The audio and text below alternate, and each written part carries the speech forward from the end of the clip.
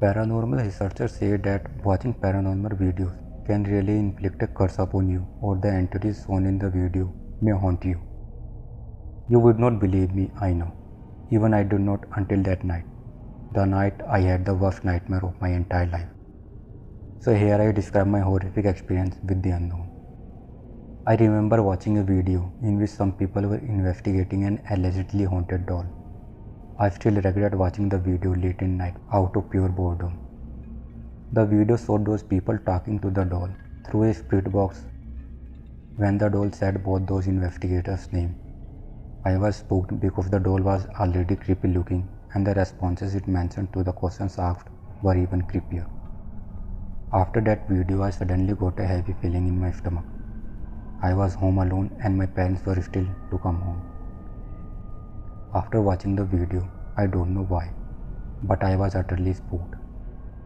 There was just that feeling of being watched or someone being with me in my room.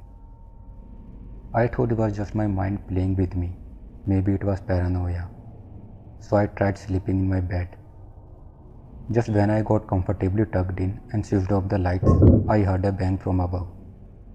Probably furniture being moved upstairs. I looked up at the ceiling and saw the freaking doll hanging from the fan above. It was legit the doll in the video. I was scared out of my skin. Every single hair on my skin stood up. Luckily the switchboard is just beside the bed, so I switched on the bed light quickly. I looked around the room, but nothing. I really thought I was just hallucinating out of fear. But the worst part was yet to come. I dimmed the light again and tried to sleep. I tried to block any thoughts from coming to my mind. I was just about to start sleeping when I heard my name whispered in my ear. I still thought it was just paranoia. Suddenly it grew more cold. I kept my eyes closed, gripped the kill tighter. I heard my name being whispered once, twice, thrice. Still eyes shut tight. One more time I heard the raspy voice speaking my name, more angrier tone this time. I could not control it anymore. I threw the kilt away and ran out of the room fast. It was probably 1 hour past midnight. Just when I was about to close the door of my room, I saw the doll's face. It had a snarl on its lips, very creepy. I started crying, called my mom and begged my parents to come home. In half an hour they came home. I did not tell my parents what had happened. I slept with my mother that night. Rest of the night I slept like a baby. I slept well, morning brought new hopes. I felt refreshed and that feeling of being watched was gone now. But I had to investigate about yesterday's happenings. I researched a lot and was baffled when I read that watching paranormal things can inflict a curse upon you. Just like when you stare at an unknown entity, it stares back even through a video. And if you suit a good host, it may feed off your emotions. I swore never to watch creepy dolls videos again.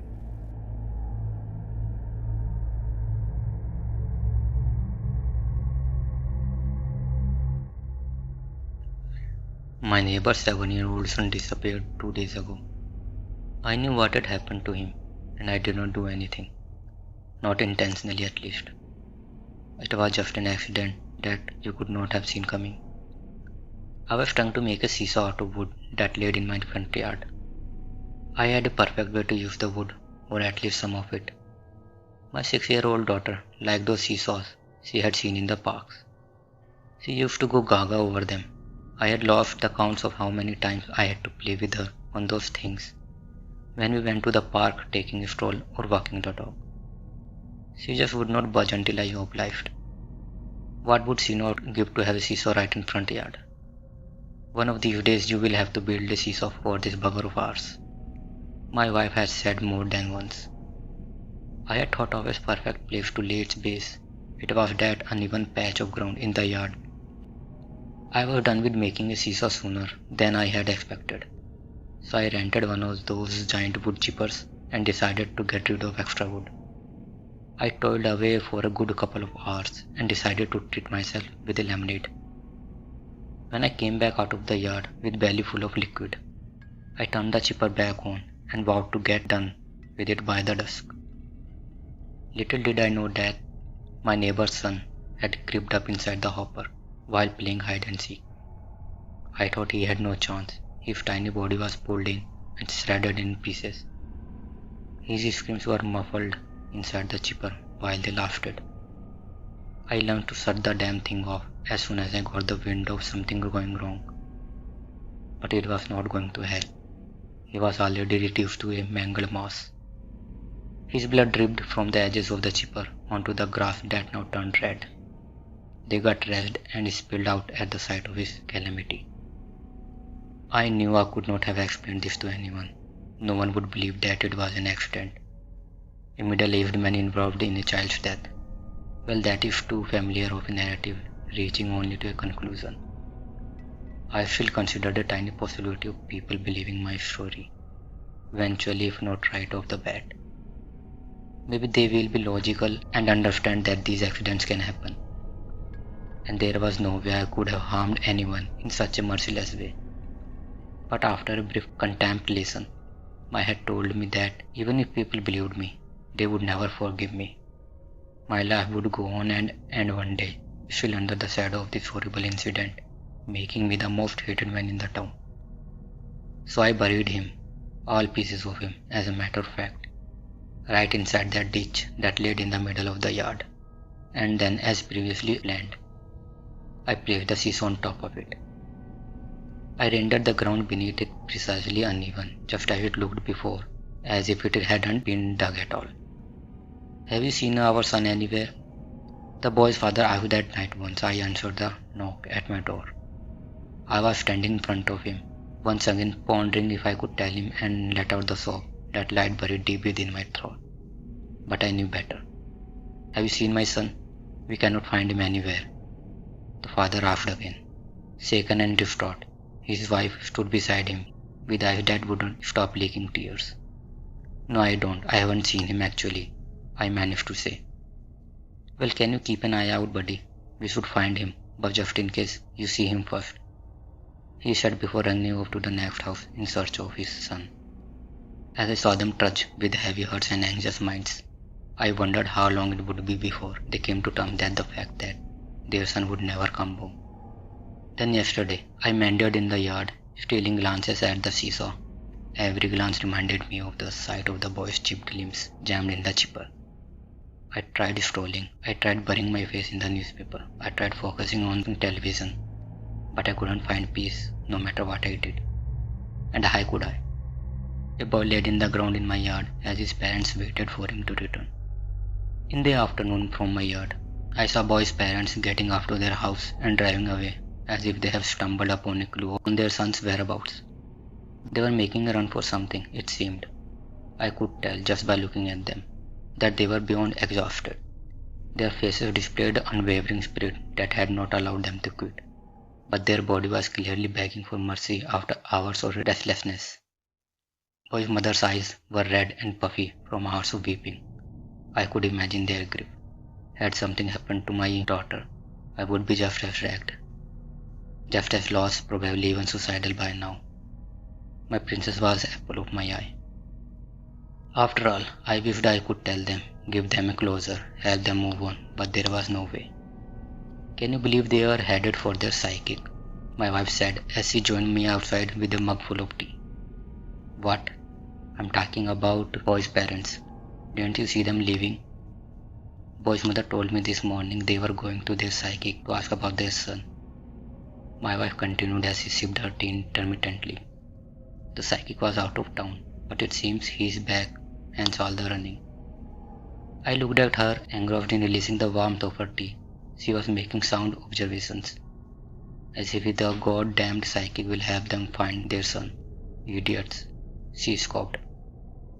"Honey, let's go inside. My head is hurting from all the sunlight," I said, changing the topic. "Okay, do you want to watch something on TV?" "Sure. But yeah, I cannot get over the fact that boys' parents are dumb enough to go to their psychic rather than checking on detectives who may actually find something," she said as she flipped through channels. "Honey, let me check if our daughter awake from her nap," I said and left the living room as I could not talk about my neighbors or their baby anymore. Next morning I woke up my wife jolting my arm gasping and sweating. Wake up, wake up. I cannot find her anywhere, she was screaming.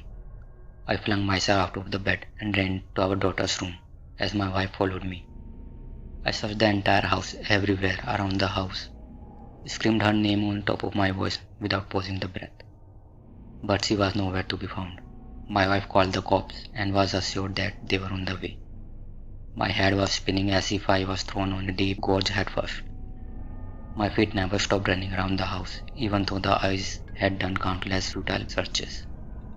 Let's search around in the neighborhood until the police arrives. Let's ask the neighbors at least. Let's do something, my wife gagged, almost begging. That was when something dawned on me. I ran outside and went straight to my neighbor's door. I pounded on it without halting. Their front door, thick as the door of a vault, shook with my brute force. That is when my neighbor showed up. Have you seen my daughter? I asked as tears rolled down my cheeks.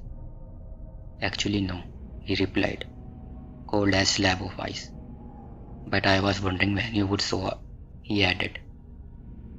We cannot find her, please. Do you know anything? I sobbed. He stared into my eyes and stayed quiet. I sensed something strange and ominous in his head, lurking through his emotionless eyes. Did you do anything? Please, for God's sake, just tell me where my daughter is, I wept.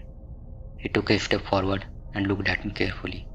His face was still without an expression, eyes now sparkling as if enjoying the sight of my misery, and the chest swelling with satisfaction of some sort. I have no idea, but I am sure if you ask my psychic, he would tell you that your daughter is probably where my son is. Wherever they are. They might just be together, he spoke as he turned his head to the left. His eyes gazed at my yard and settled on something very particular. I followed his eyes and turned to look at my yard. What I saw sent shivers down my spine.